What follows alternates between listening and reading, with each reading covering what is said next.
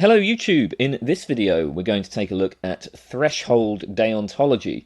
Now I'm sure you're all aware of the perennial debate between consequentialism and deontology, so I'm not going to spend too long on the background of this, but basically consequentialists state that the right action is dependent entirely on the consequences of the action. For instance, according to classical utilitarianism, the right action is whatever action produces the greatest happiness for the greatest number of people. It doesn't matter what the action is, as long as it maximizes happiness, you ought to do it, and that's that. By contrast, deontology covers a number of different views which hold that there are additional moral factors that create constraints on what we may do. Some actions are wrong and ought not to be done, period, regardless of their consequences. A common way of thinking about deontology is that it grants people certain rights, and those rights cannot be violated no matter what the consequences might be. So all people have a right to life, and therefore it's wrong for me to kill another person, even if, by killing this person, I would be able to save 5 other people, right? It's like, okay, well, there's going to be more people surviving, but, a deontologist might say, no, right, that would violate a right to life. So in this way, deontology recognizes the Kantian dictum that we must treat other people as ends in themselves. We must not use them merely as means to an end. There's this common worry that consequentialism treats people merely as resources to be used to achieve some greater aggregate good, right? So, consider one of the popular variants of the trolley problem, right? You've got 5 workers trapped on a track with a trolley heading towards them that will kill them if it hits them, but I can push a large man in front of the trolley, which will kill him, but it'll stop the trolley and it'll save the 5. And I guess we can just add for the thought experiment that I'm not large enough to stop the trolley myself. Arguably, consequentialism requires us to push the man in front of the trolley, but it seems like in doing so we're using this man as a mere means to the end of saving these other people. His life is like being turned into this resource for, promoting life in the abstract. And that's something that a lot of people find objectionable. Deontology's insistence that there are rights that constrain your actions. The thought is, well, this properly respects the idea that, people are ends in themselves. Anyway, this is all fairly familiar stuff. So there's one of the primary objections to deontology is that it does not adequately address what we might call moral catastrophes. So there are situations, imaginable situations, where compliance with the deontic constraints will bring about disastrous consequences. So I said that, a deontologist will say you ought not to kill one person, even if killing that one person would save 5 other people. And that's consistent with many people's intuitions. But obviously the stakes might be a lot higher than this. I mean, suppose that unless I kill one person, 100 or 1,000 or 1,000,000 or, the entire human race will die, right? Like if it's one person's life versus the rest of the whole human race, I mean, surely at some point, right, then you can drive that number up far enough that it becomes absurd to comply with the deontic constraint. Like if it's one life versus the whole human race, I should kill the one life. I mean, this is the thought. So cases such as these motivate threshold deontology. According to threshold deontology, the deontological moral norms hold until a certain threshold of negative consequences is passed. But when the consequences become terrible enough, you are required to act on the consequentialist norm instead. So it's not permissible to kill one person to save 5 people, but it is permissible, I mean maybe even morally required, to kill one person to save 1,000,000 people. Deontological norms hold except when violating those norms is required to avoid a catastrophe. The philosopher Michael Moore suggests an analogy to a dam. He says you can think of the deontic constraint as being like a dam, while the consequences are like the water building up behind the dam. Eventually, once the water gets high enough, it spills over the threshold of the dam's height.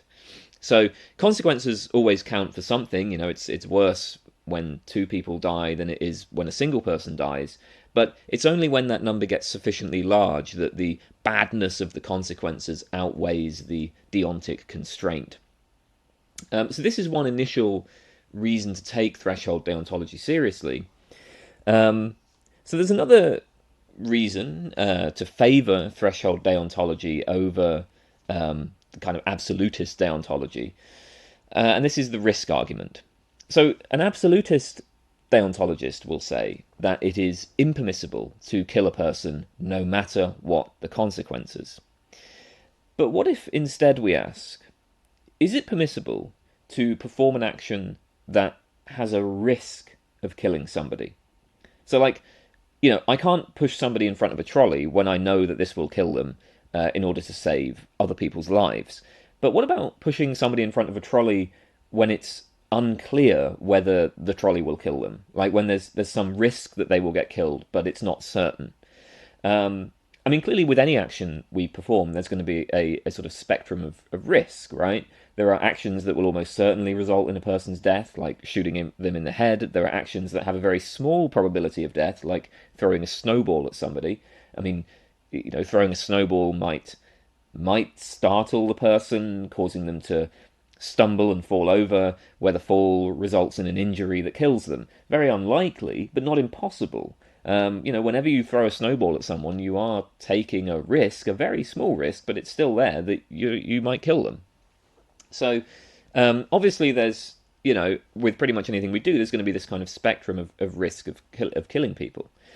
So, imagine a kind of sequence of actions from those that are very unlikely to kill a person to those that will almost certainly kill a person. And we can ask, well, according to the absolutist deontologist, at what point does it become impermissible to perform the action?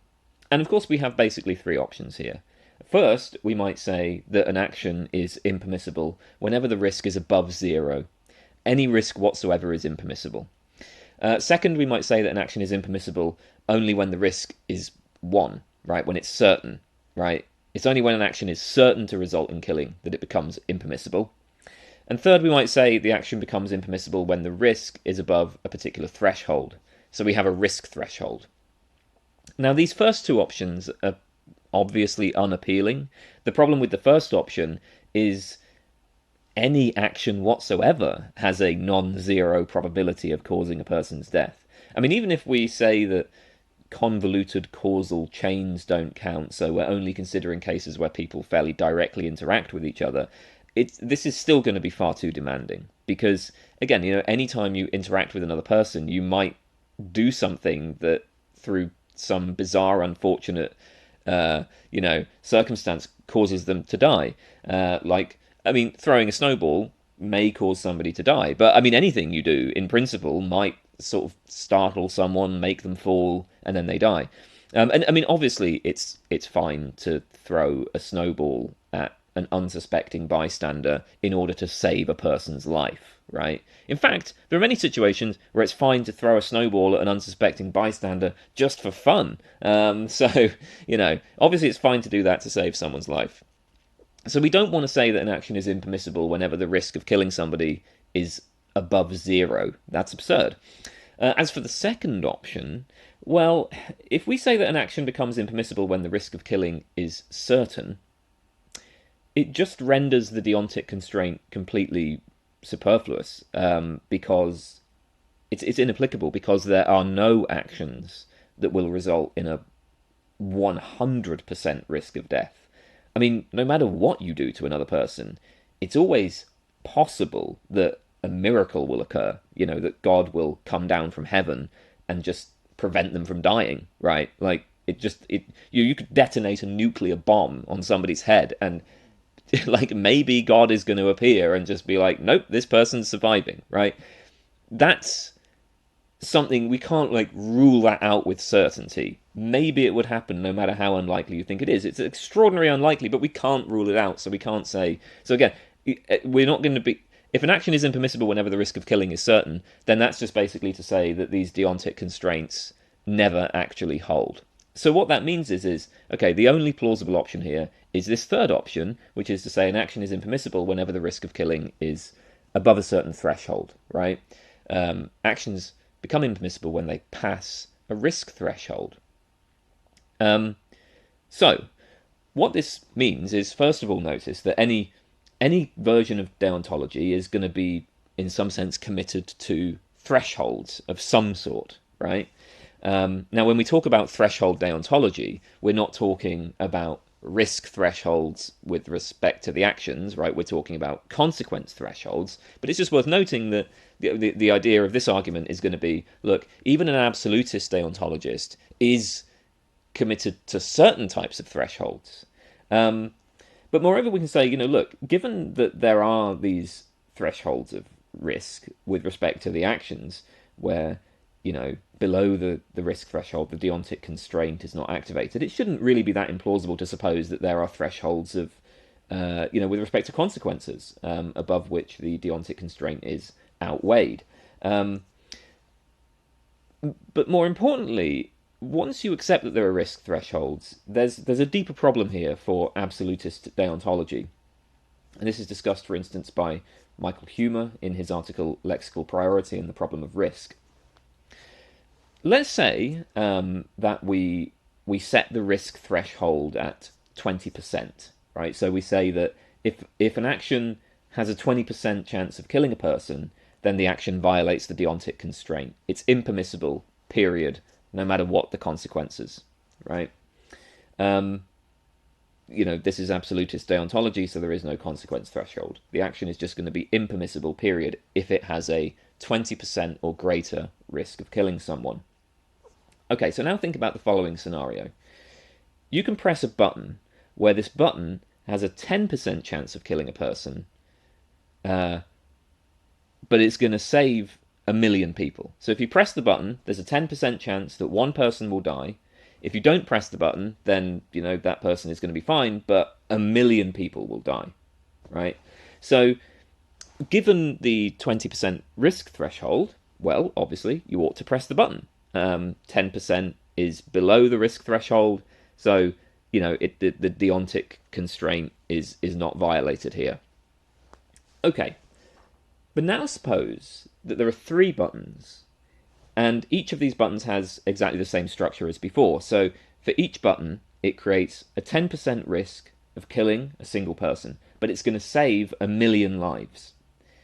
Now notice that if you press all 3 buttons, that means there's going to be an approximately 27% risk of killing a person, which obviously exceeds the 20% risk threshold. So we have this very strange situation here, where we say, well, it's permissible to press the first button, it's permissible to press the second button, it's permissible to press the third button, but it's not permissible to press all 3 buttons, right? So it's almost like we're saying, yeah, you can press each button as an individual action, but you can't press all 3 at once. This seems very strange. It seems kind of absurd. And I suppose if we think, as I suppose it's probably quite plausible, that there isn't really like an objective individuation between what counts as one action and what counts as a different action. I mean, you might think this is just actually outright sort of incoherent. But it certainly seems like a very odd conclusion, right? Now, if you are a threshold deontologist, this is not in principle going to be a problem. Because the threshold deontologist have both a risk threshold and a consequence threshold. So what they can say is that the acceptable level of risk varies with the consequences. As the consequences become much more negative, it's acceptable to perform actions that have an increasingly large risk of killing somebody. So like we can say a 20% or less risk of killing a person is acceptable if it saves 1 million lives, but like a 40% or less risk of killing a person is acceptable if it saves 2 million lives. We could say something like this, right? And so in this case, you say, well, you can press the buttons one at a time, you can press them all at once. It's not going to make any difference for the threshold deontologist. So they don't face this problem. But the argument is, well, you know, absolutist deontology is going to be committed to something absurd here, maybe even incoherent. So, what might an absolutist say about this? Well, I mean, one response is to say that the risk threshold is indexed to particular agents. You must always ask, what is the risk to a specific person? And it's not appropriate, or at least it's not morally relevant, to talk about like the aggregate risk.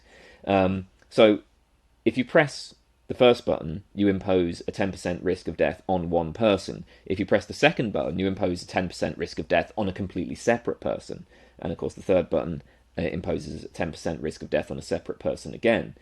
Pressing all three buttons at once imposes a 10% risk of death on one person, and a 10% risk of death on an entirely separate person, and a 10% risk of death on a separate person again. Now, of course, it's true that if you press all three at once, there is a 27% risk that your action will kill some person or other, right? But the idea is some person or other in the abstract is not a morally relevant agent. And it's worth keeping in mind here one of the motivations for deontology in the first place is that many deontologists see something significant about the individual agent, and they object to the way that consequentialist theories tend to perform this kind of moral reasoning over people treated as an aggregate, right? So I actually think that this objection to kind of risk abstraction is pretty well motivated given the underlying principles of deontology. But I mean, if you have this sort of view, then it doesn't seem like the button scenario creates any problems. It's going to be permissible to push each button separately. It's going to be permissible to push them all at once. Now, this view does have its own issues. I mean, suppose there's a group of 10 people, and you can push a button which will certainly kill one of the 10 at random, but it will save 1,000,000 lives. Is it permissible to push that button? Well, each person has only a 10% risk of death, right? So on this view, it looks like you should press the button. But I suspect many deontologists would be uneasy about that conclusion. Anyway, especially if they're absolutist deontologists. So an alternative response is to say that basically the probabilities are just irrelevant, and that this whole argument involves framing deontology in the wrong kind of way. So one thing to remember here is deontologists are not really looking at the consequences of actions, right? So they might say, look, the probability that a certain action will kill somebody is not really to the point. Like when you start talking about the probability that an action will kill somebody, you're actually talking about the consequences here, and that's not relevant to me.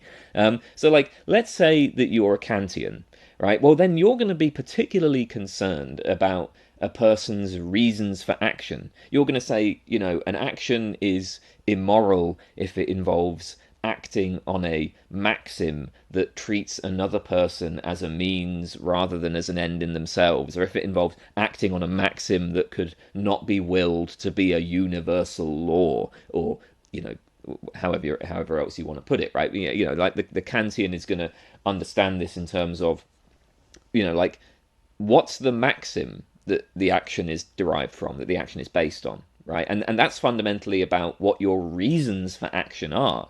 It's not so much about whether the action has some like risk of doing certain things. So, I mean, what's relevant here are the reasons why you are performing the action. An act which imposes a 10% risk of death might be acceptable if it's performed by one person for one reason, but unacceptable if it's performed by another person for a different reason. It's going to depend on what their reasons are. I mean, in other words, there can be two human bodies that move in exactly the same way, and that like the bodies are doing exactly the same thing with exactly the same effects, and yet the Kantian might say that one person has done something permissible, the other has done something impermissible. I mean, I suppose you could even imagine a Kantian who says that, in the button pushing cases, pushing the button will be impermissible no matter how low the probability of death is for the one person goes, because it's likely that the reason why you're pushing the button is that you're sort of, kind of trading off risk on one person for saving the lives of others. You're treating one person as a means to the end of saving others, or something like that. I mean, a Kantian doesn't have to say that, but anyway, the point is, the Kantian might say, look, the way that this argument has been set up is it's saying there's only three options with respect to the question, what level of risk is permissible? And actually, you might say, well, there just is no specific level, right? It's not a question of what level of risk is permissible, and actually that question just misses the point completely. Um, so, that's another response. Okay, well, just a quick advert here. I do have a Patreon. There's a whole bunch of bonus videos available on the Patreon. So you might want to check that out if you want to see more of me. I also have a PayPal. These videos take a lot of time and effort, and if you can provide any support, well, it helps. So I mean, there's that. If you wish to help the channel out, there you go. Right then. So we've seen some of the main motivations for threshold deontology, and I think it's worth just distinguishing some of the different forms of threshold deontology. So one distinction we can make is we can ask whether the thresholds create obligations or permissions. So on the obligation view, crossing the threshold obligates you to ignore or violate the deontic constraint. It would be outright morally wrong not to kill one person to save a million, right? If you face that situation where killing one person would save a million people, you ought to kill the one person. You're obligated to kill the one person. On the permissibility view, by contrast, crossing the threshold makes it permissible to violate the deontic constraint, but it's not required.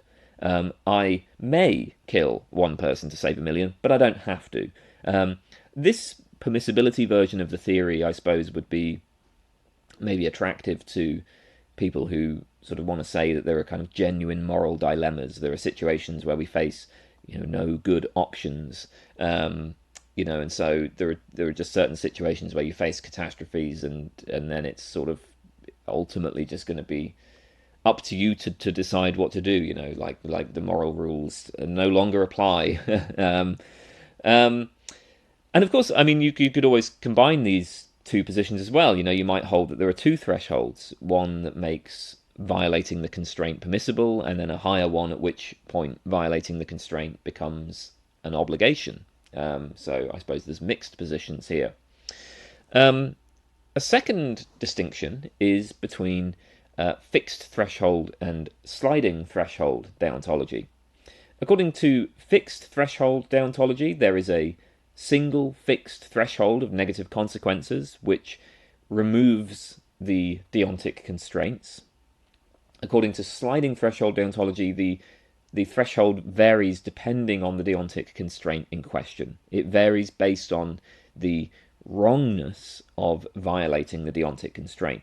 So to illustrate, consider these two cases, right? In case one, you have to kill one person to save 100 people, and you just kill them, right? Like a gunshot to the head or something. In case two, you have to torture a person for several days and then kill them to save 100 people. So a fixed threshold deontologist would say that all that matters in terms of whether to perform the action is the badness of the negative consequences. So if you ought to kill the one person in the first case, then you ought to torture and kill the person in the second case. By contrast, a sliding threshold deontologist would consider the degree of wrongness of violating each of these deontic constraints, right? Killing a person quickly is not nearly as bad as torturing and then killing them. So you may be obligated to kill the person in the first case, but you ought not to torture and kill the person in the second case. The threshold for the action that you're performing in the second case is going to be much higher because it's a much worse action in itself. I think there are some fairly obvious reasons to favour the sliding threshold view. I mean, first of all, fixed threshold deontology seems to face the same sort of problems that motivated the postulation of the threshold in the first place, in that it is totally inflexible in the face of factors that I think many people would say are clearly morally relevant. Like, surely it should matter whether a person is simply being killed or is being tortured for an extended period of time and then killed. It's also worth noting that if the risk argument works, I think it's going to be just as much a problem for the fixed threshold deontologist. Only a sliding threshold is going to avoid the risk argument. The second motivation for sliding thresholds is the observation that, in general, obligations seem to have different degrees of importance. They can conflict, and when they do, sometimes one of the obligations just clearly wins out. My obligation to keep a promise is lesser than my obligation not to steal, other things being equal. So clearly I ought to break a promise if keeping the promise would require stealing from somebody. Like, suppose, for instance, I promise to sell you a life-size model of a Dalek next week, but then I'm careless when taking it out of storage and I accidentally destroy it. I try to acquire a replacement model, but the only other one that I'm aware of belongs to Sienna, who is not willing to part with her model. Well, it looks like it would obviously be unacceptable for me to steal Sienna's life-size Dalek in order to fulfill my promise to sell you a life-size Dalek, right? So, like, in this case, my obligation to keep a promise, ultimately that one loses, right? So, I mean, we might think, okay, different deontological obligations can come into conflict, and then there's going to be some sort of principled account of which deontic obligation outweighs the other. But in that case, if we think, as threshold deontologists do, that consequentialist considerations can sometimes outweigh deontic considerations, wouldn't it be very strange if that did not vary with the deontic obligation in question? So we have the following situation, right? We're saying obligation 1 outweighs obligation 2. And also the threshold at which the consequences outweigh obligation 2 is n. Well, it looks like we would expect that the threshold at which the consequences outweigh obligation 1 is greater than n.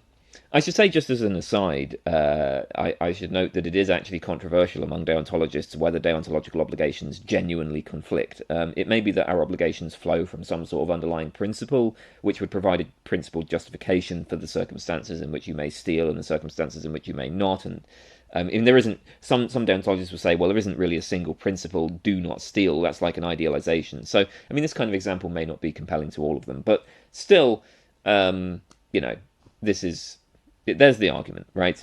And I think as well, a sliding threshold is probably closer to common sense morality. It's probably going to be more consistent with our initial moral intuitions. So, again, there are some reasons to favour the sliding threshold view. Of course, it does face the problem of telling us exactly what the threshold function is, which is, I guess, going to be a more complicated matter than a fixed threshold. Now, this question of what the threshold is brings us to the two big problems, or at least the two big questions, for any form of threshold deontology, whether it's fixed threshold or sliding threshold, which is, well, where exactly is the threshold located, and why is it located there?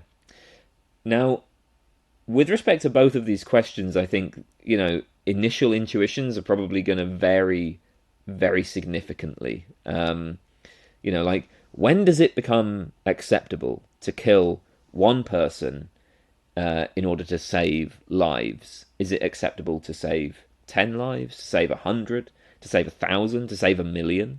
Where is the threshold? Now, on the one hand, there's a classic kind of Sorites problem here. It's a classic issue of vagueness. If we say that the threshold is 100 lives, then you can say, well, if it's acceptable to kill one person to save 100 lives, why would it not be acceptable to kill one person to save 99? Right? Like why does that make a difference? And how could you possibly know that the threshold is exactly at 100 and not like 99 or 98 or whatever? Now, I think that most threshold deontologists are probably just going to grant that, yes, ultimately this is going to be vague. We're not going to be able to specify. We're not going to be able to give like a principled reason for exactly where the threshold is. But this kind of Sorites problem is a problem for basically everybody, not just threshold deontologists. Any theory whatsoever that employs vague predicates is going to face Socrates problems, and that's the case for basically all moral theories and basically all scientific and all philosophical theories as well. I mean, so yes, I can't say exactly where the threshold is, but then I also can't say exactly how many hairs you would have to lose on your head before you would count as bald. I can't say exactly how many grains of sand make a heap, etc. And with in the case of moral theories, I mean, let's say that I'm an absolutist deontologist, right? And I say that all persons have a right to life. Well, there's still going to be a problem of vagueness here. Like, what is a person? I mean, that's a tricky philosophical question, and pretty much all the plausible answers to that question are going to have vague boundaries. If we say that rationality is a necessary feature of personhood, well, rationality is something that develops gradually. There's a smooth transition from non-rational sentient beings to rational thinkers. So, everybody's got vague boundaries, right? So it's not legitimate to fault the threshold deontologist for the vagueness of the threshold. However, with that said, the real difficulty here is not vagueness. The real difficulty is arbitrariness. They're slightly different problems. Suppose we just say, yeah, we don't know exactly where the threshold is. In the case of a vague boundary, you usually have these kind of clear determinate cases. So I may not know the exact line between, being bald and being non-bald, but I still can say, like, I can pick out certain people and say, no, that person really is just bald, and that person really is clearly not bald. And the thing is in the case of threshold deontology, I might say, look, I don't know exactly where the threshold is, but I am sure that it's wrong to kill one person to save 50 people, but it's clearly right to kill one person to save 200. So between 50 and 200, I'm not really sure. Like, if you ask, like, is it okay to kill one person to save 125 people? I'm like, well, I don't really know, right? That's in the vague boundary. But 50 people, it's clearly okay to kill one person to save 50. It's clearly not okay to kill one person to save 200. Now, if the threshold deontologist says that, we're still left with a big puzzle about why the hell is this vague boundary in that place? Why are we saying between 50 and 200 rather than, I don't know, between 5 and 20 or between 5 million and 2 million, right? Like, I mean, it just doesn't seem like any of these is motivated any better than the others, right? So the underlying question here is we need some sort of answer to the question of how exactly is the badness of an action to be weighed against the negative consequences of refraining from the action.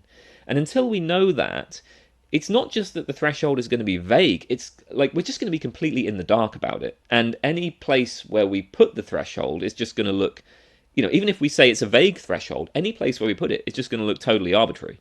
So I think threshold deontology does need to give us some sort of guidance here. Now, obviously, there are many things that we might say in answer to this question. I mean, you could probably do a whole series of possible answers to this question.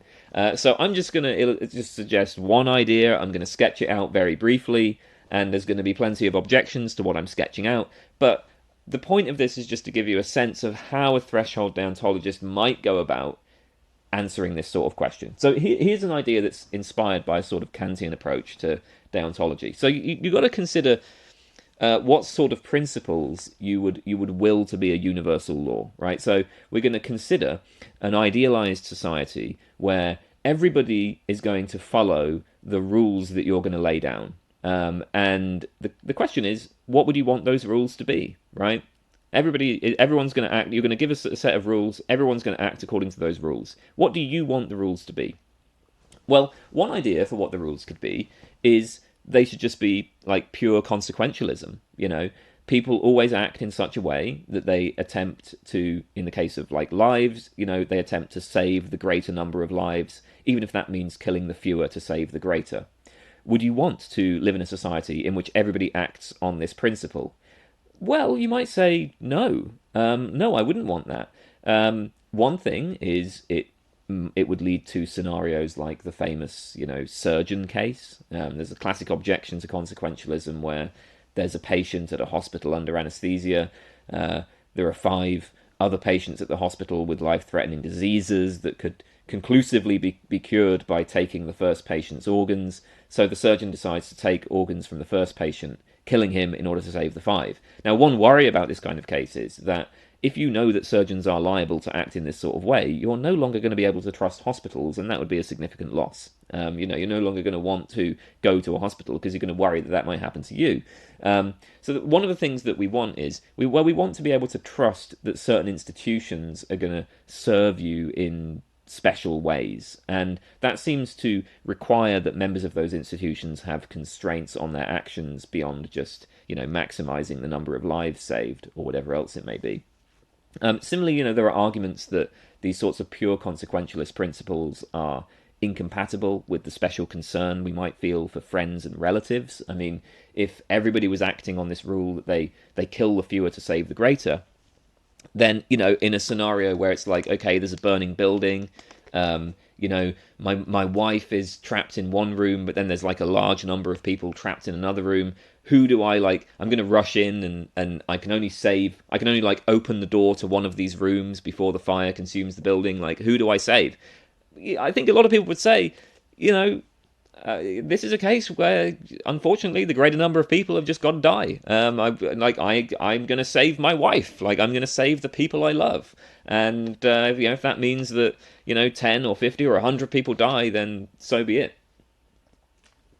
And I would want other people to treat me the same kind of way. I want the people I love to have that kind of special concern for me.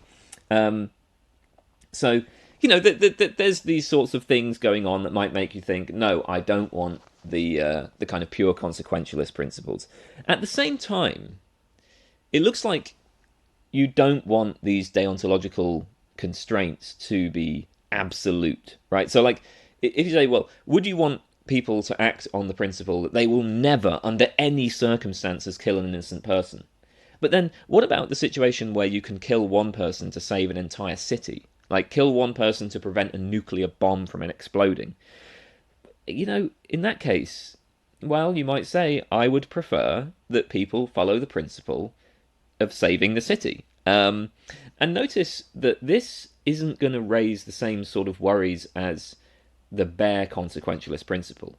For one thing, because scenarios where you have to kill one person to save a city are hardly ever going to arise.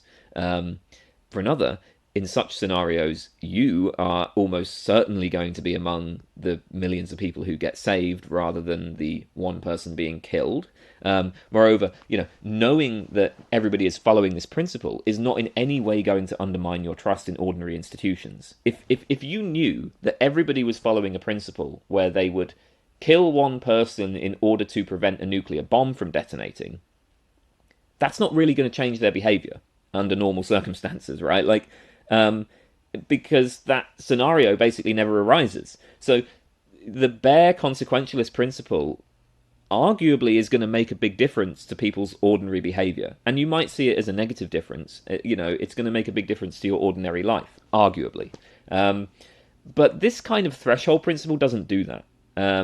In ordinary circumstances, even in most extraordinary circumstances, we just don't cross the threshold, so ordinary life proceeds as normal and people respect each other's rights. It's only in these extreme, unusual cases that we cross the threshold. And notice that in those extreme cases, what you're doing is you're sacrificing these rights in order to protect ordinary life and ordinary institutions and so on. If a million people die, if a bomb gets detonated or something, that's going to pretty seriously disrupt your ideal community, isn't it? So, maybe if you reason in this kind of way, then you can see that, okay, you're going to have, what you're going to end up with is a bunch of principles that have these deontic constraints, but if the consequences get bad enough, it's going to overwhelm the constraints. You might wonder, incidentally, whether what I've described is actually just a kind of consequentialism. Is this just a kind of rule consequentialism? Because one way you could think about this this procedure is that we're asking what are the rules that, if followed by all, would lead to the best outcomes. But I don't think that's really right. I mean, the underlying method here is not about creating rules that would lead to the best outcomes. It's more like, well, what rules do you want everybody to follow? And maybe you're more interested in preserving certain things like friendship, even if that means having worse outcomes overall or something. I don't think this procedure is necessarily going to generate rules that, if followed by all, would lead to the best outcome. And actually, even if it did have that result, that's not really a problem. I mean, the point of threshold deontology in the first place was to capture certain consequentialist intuitions. So, if threshold deontology ends up being sort of extensionally equivalent to rule consequentialism in terms of the actions that it recommends, you might just say, yeah, that's actually a good thing. That's a point in favor of it. Now, anyway, obviously, this little sketch that I've given, it doesn't tell us exactly where the threshold is, but it does show that it shows us something, right? It shows us that it's going to need to be very large. And of course, I've only sketched out an idea here. If you reason more carefully about this kind of case, you might get a more clear sense of where the thresholds are. It's always going to remain vague, but it's not going to be completely arbitrary. And this kind of reasoning also gives you an underlying justification for why you have these deontic constraints and for why they are outweighed once a certain threshold is passed. So hopefully that does something to illustrate how you might go about dealing with this arbitrariness problem as a threshold deontologist. All right, let's turn to some other objections to threshold deontology. So a first objection is that threshold deontology is trying to solve a non-existent problem. We might say that there just are no moral catastrophes. So introducing these thresholds for moral catastrophe cases needlessly complicates the moral theory, and it given that there are actually no moral catastrophes, there is no way that a threshold could ever get activated. Now, initially, this might seem like just totally absurd. I mean, you say, well, surely you can't deny at least the possibility of a case where there's like 1 million lives on the line, like saving one person would, killing one person would save 1 million. But that's not the point here. So, obviously, yes, these sorts of cases are possible. It's possible that you could have some situation where killing one person would save 1 million. But what the absolutist deontologist might say is that the death of 1 million people is not worse than the death of one person. At the very least, the death of 1 million people just doesn't generate any kind of obligation that outweighs the obligation not to kill one person. So the idea that there are moral catastrophes seems to rest on something like the following assumption, the aggregation assumption. What we're saying is that when n number of people are each subject to an event with a negative value v, this aggregates into a state of affairs whose negative value is n times v. So you've got like 100 people dying has some degree, like for each person, the death has some sort of negative value, right? And so when you have, let's say that the negative value of dying is -10, right? And you've got 100 people dying, then the idea is you have a state of affairs where the negative value is 100 times 10. And so that's really bad, right? And as you add more and more people undergoing this bad event, the state of affairs has this worse and worse and worse value. So there's two ways you might reject this. At least 2 ways. Maybe there's more than 2 ways, but there's at least 2 ways you might reject this.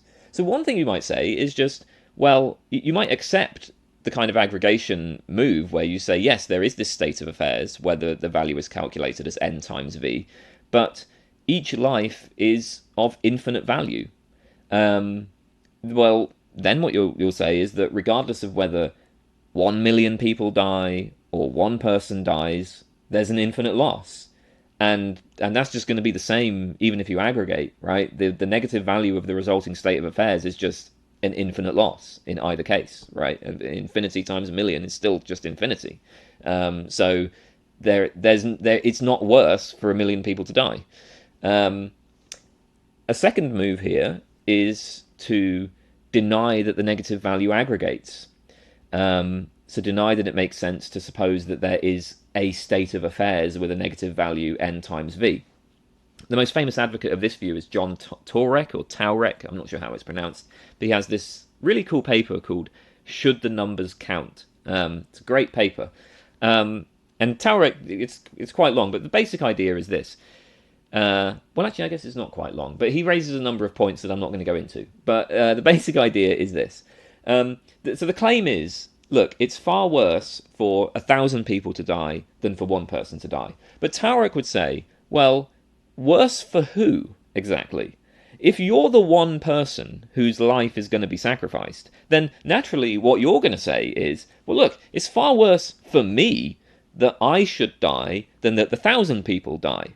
Now, obviously, for each one of those 1,000 people, it's far worse for them that they should die.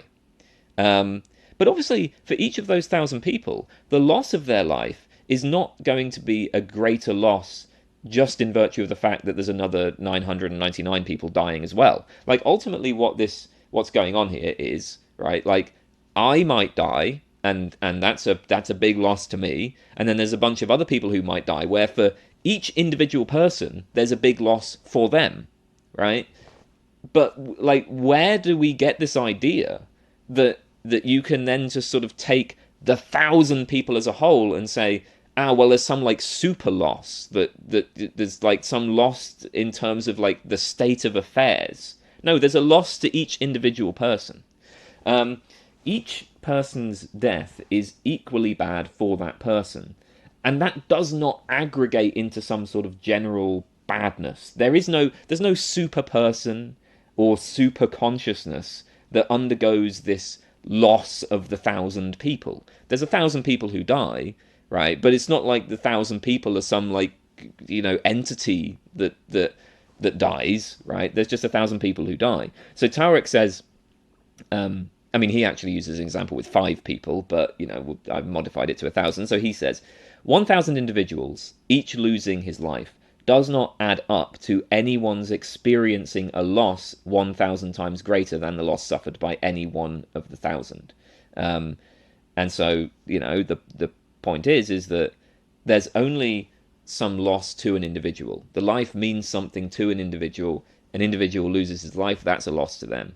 But there's no case where there's a loss that's 1,000 times greater, because all that you have is an individual, like, losing their life, and that's it.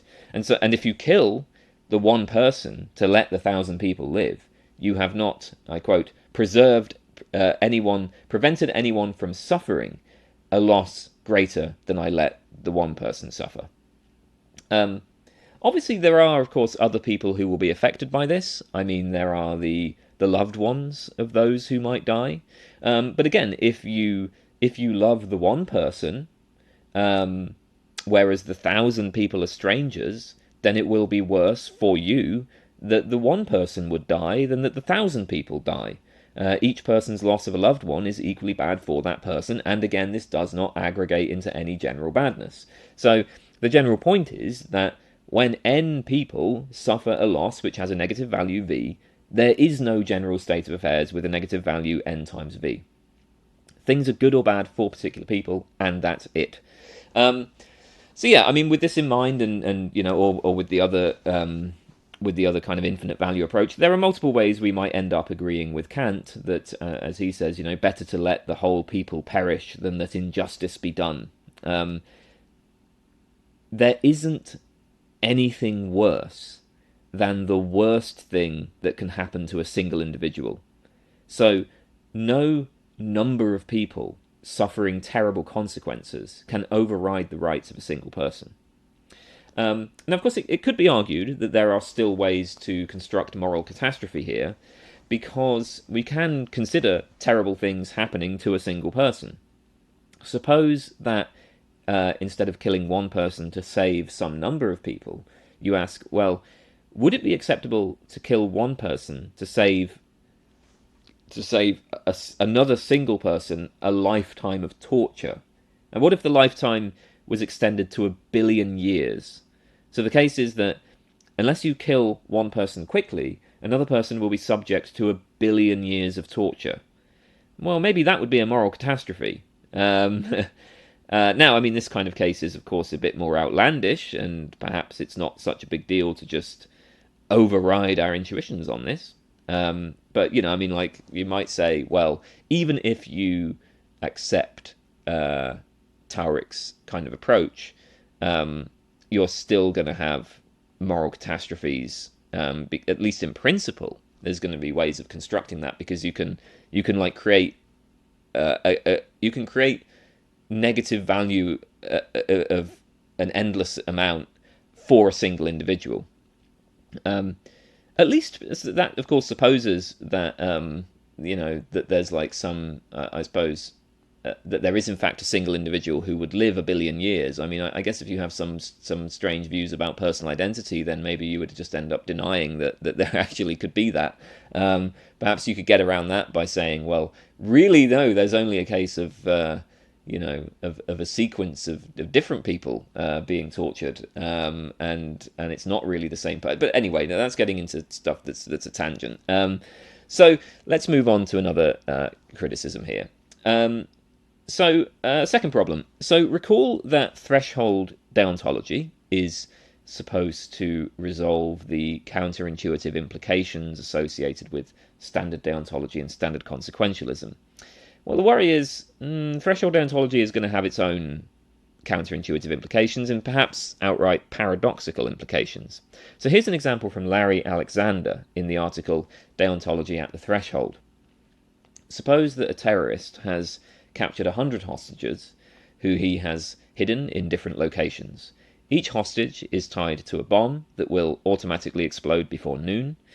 The police have captured the terrorist's mother, who has nothing to do with the terrorist plot. But the police believe that if they torture her, the terrorist will give up the locations of the hostages. And we can suppose that the threshold for torturing an innocent person is 100 lives. So here it's going to be permissible to torture the mother to make the terrorist relent. So the police start torturing the mother on live television, and they, demand that the terrorist provide the locations of the hostages. And sure enough, the terrorist contacts the police. But he only gives the location of one hostage. Okay, so the police can save that hostage. Now notice that we started out with 100 people, right? Now, one of them has been given up. We only have 99 people whose lives are at risk, which is below the threshold of 100, which means it's no longer permissible to torture the mother. So you have to stop torturing her, right? And the 99, I guess, they just have to die when the bomb goes off. So the issue here, Alexander says, is, well, I quote, this conclusion suggests that the other lives at risk are pure moral ballast, serving no purpose other than to override a right that stands as an obstacle to saving someone else. Because, and I mean, really, there's something quite paradoxical here, because what's actually going on in this case is that the mother's rights are being overridden, actually merely to save the life of one person. After all, once that single hostage is released, the mother's right not to be tortured is restored, right? So you removed her right not to be tortured, and you got a single person out of it. But the whole point of threshold deontology was supposed to be, it's not permissible to torture a single person it's not permissible to torture one person to save a single life, right? Like, no, you got to save 100 lives. But once that one person is released, you can't keep torturing her anymore. And so you end up torturing this person in order to save a single life. That's what you've actually done. So here's another example that kind of brings out this sort of problem. Suppose that the threshold for killing is 100 lives. Suppose that 100 people are threatened. Verity and Sydney are both innocent people, but if you kill Verity, all 100 people will be saved, whereas if you kill Sydney, only 99 of them will be saved. Now, the threshold deontologist will say, well, you obviously ought to kill Sydney, right? You ought to kill Verity, because that meets the threshold. But it would be impermissible to kill Sydney. So the question is, why is Verity being chosen here? the difference is only one life. Verity is being killed for the sake of one life. That's the difference between these choices. Now, I just want to be careful about what the point of this example is. Threshold deontology recommends killing one person to save 100, but not killing one person to save 99. In itself, that's perfectly consistent with our ordinary moral thinking. I mean, other things being equal, it's better to save 100 people than 99 people, unless, of course, we agree with the Taurek case that numbers don't count. But the problem here is specifically about the choice of Verity rather than Sydney, and it's specifically about how that choice means saving only one extra life. Because it's like you have these three options. Where in option number one, you kill Verity and save 100 lives. Option number two is kill Sydney and save 99 lives. Option number three is kill neither and save nobody. Right?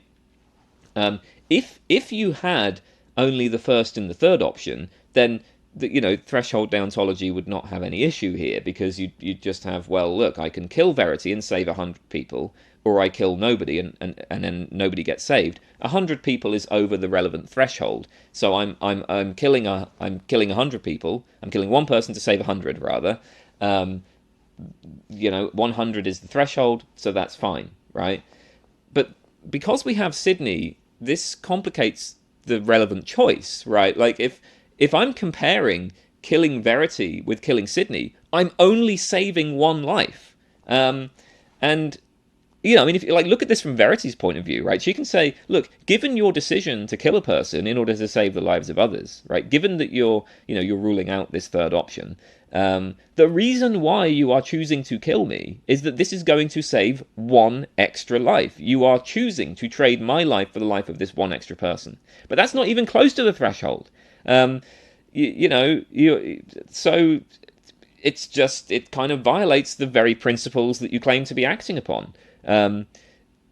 Again, it's about killing Verity versus killing Sydney, and that decision is a matter of just one life, which is not even close to the threshold. And I think Verity would say, look, what you're really doing here is you're treating my life as just kind of interchangeable with Sydney's, as though we're mere resources that can be exchanged for saving larger numbers. Killing me gets you one extra life in exchange, so you kill me rather than Sydney. But that's one life, and that's not close to that threshold that you say is what matters.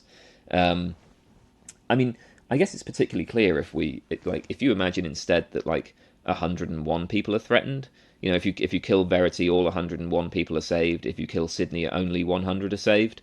In that case, both of them pass the threshold, and then there is going to be, from the threshold deontologist's point of view, there will be no reason to kill either Verity or Sydney. Actually, at that, there will be no reason to. You should kill one of them, right? But there's not going to be any reason to prefer to kill Verity. I guess in that case you might flip a coin or something, but you wouldn't actually single out Verity. The worry is that once if you take these sort of threshold cases, there's a kind of an incoherence, right? Once you introduce the Sydney example, the choice of Verity means that you're killing Verity to save one extra life. So consequentialism and deontology obviously have counterintuitive consequences, but the threshold deontologist has some of these problems also.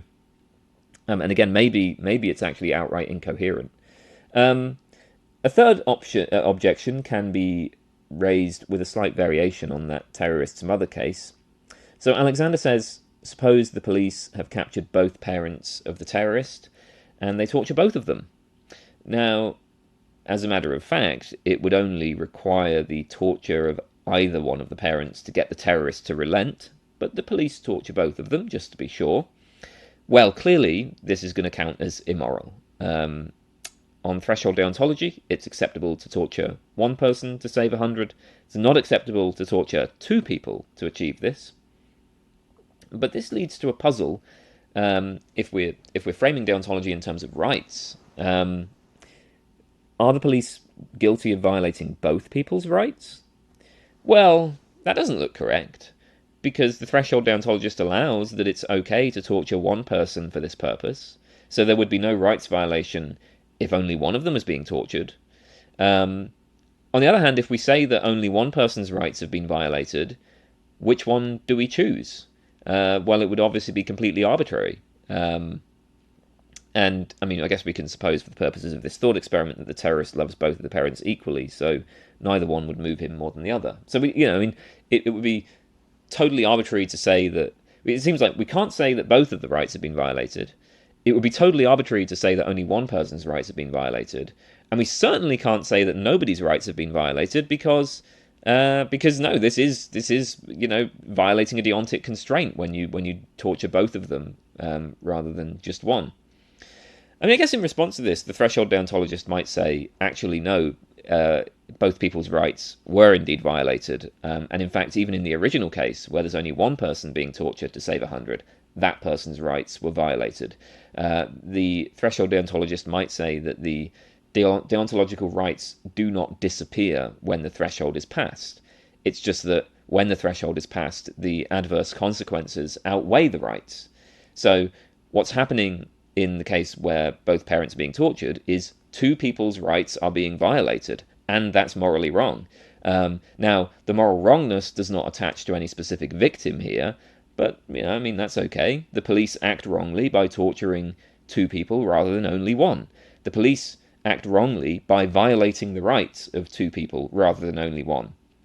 I suppose, again, we can kind of think about cases where, like, if you think that deontic obligations can come into conflict, like when, I don't know, in the case of a conflict between the obligation to keep a promise and the obligation not to steal, well, when I refrain from stealing, my obligation to keep the promise is still being violated. So it's just that it's like outweighed by some other consideration. So yeah, I mean, we might just say, no, this isn't really a problem. Both people's rights are being violated. Still, there is perhaps a tricky further question here about which of these two people would have, the right to demand compensation from the police, say. So, I mean, perhaps we can't dismiss this issue quite so easily. All right, here's a fourth objection, which is an issue for sliding threshold deontology in particular. Suppose that the threshold for killing is 100 people, so it's acceptable to kill one person to save 100. And suppose we have a scenario where we are one person away from the threshold, so that killing one person would save 99. Now, if we accept sliding threshold deontology, and if the threshold for killing is 100, then the threshold for putting somebody in danger of dying is surely going to be lower, right? Like maybe we're going to say, well, okay, killing somebody, the threshold is 100, but if you're just sort of generally putting somebody in some sort of danger of dying, then the threshold for that is 50, let's say. But if this is all in place, then it looks like I ought to pull somebody into the dangerous situation so that they are also at risk, since by doing that I will then have 100 people in danger, at which point I can kill one person to save the 100, right? And then like by pulling one person in danger I can save 99 other people.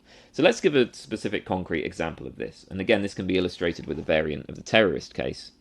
The terrorist has one bomb and has tied 99 hostages to it.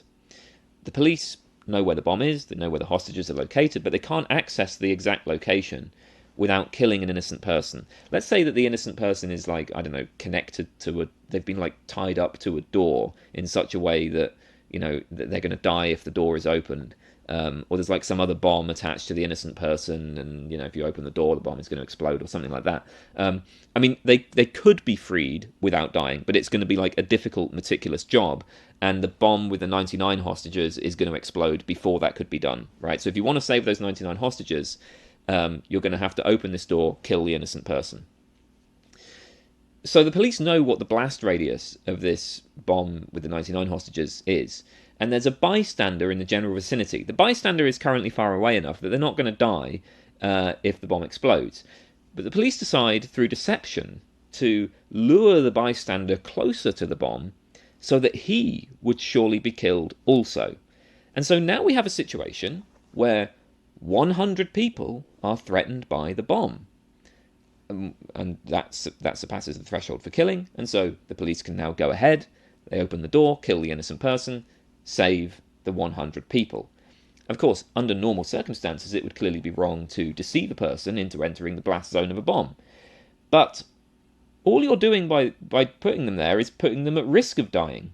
Indeed, my ultimate goal is that the bomb will not go off. And all of this is actually part of a plan to stop the bomb from going off. So there's a very good chance that this bystander is going to survive, right? Like, yeah, I'm putting them at risk, but I'm not killing them. And I'm not the one activating the bomb, right? I'm just kind of moving them into a place where they're at risk.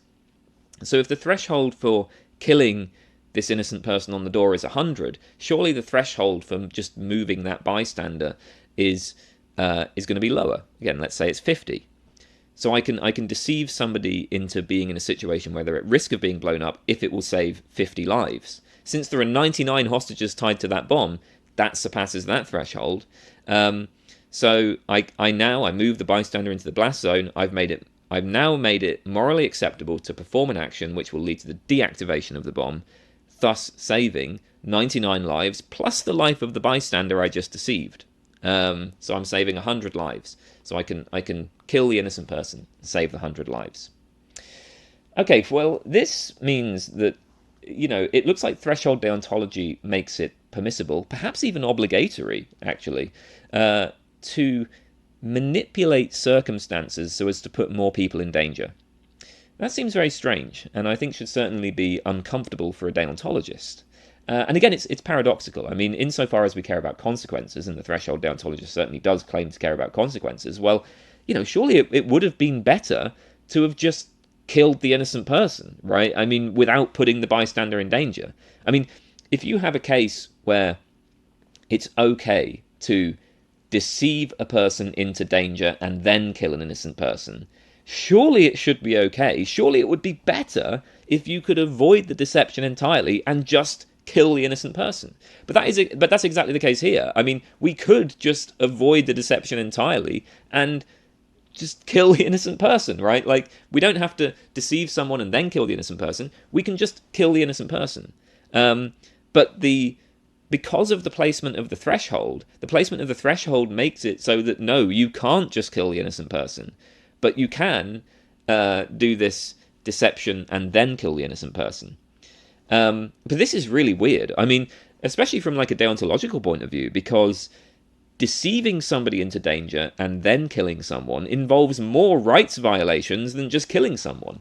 So yes, I mean, this is a rather unusual case. Perhaps a problem. All right. Here's a final concern. So, I kind of suggested at the beginning that, like threshold deontology aims to be the sort of best of both worlds. It's kind of trying to get the benefits of both the deontological and consequentialist approaches. But obviously there's a worry here that it's going to inherit not just the best of both approaches, but also the worst of them. Now, I think in general, threshold deontologists are people who start out as absolutist deontologists. I mean, that's kind of the starting point, right? Like you encounter these broad moral theories, you learn about consequentialism, deontology, virtue ethics, and some people plump for deontology, right?